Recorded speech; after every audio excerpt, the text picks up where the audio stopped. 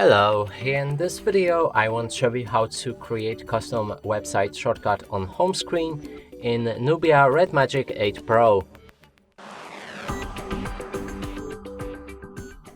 And to do this, we'll need to open our Google Chrome. I'm not sure if this feature is available for other browsers, so I'll be using Chrome.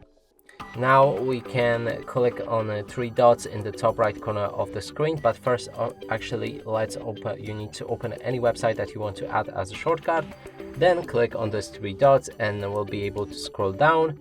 Here you will see add to home screen, then name your icon however you like. When you're ready, click on add automatically, then go back to the home screen, and here's the icon. If you click on it, it should open this website instantly.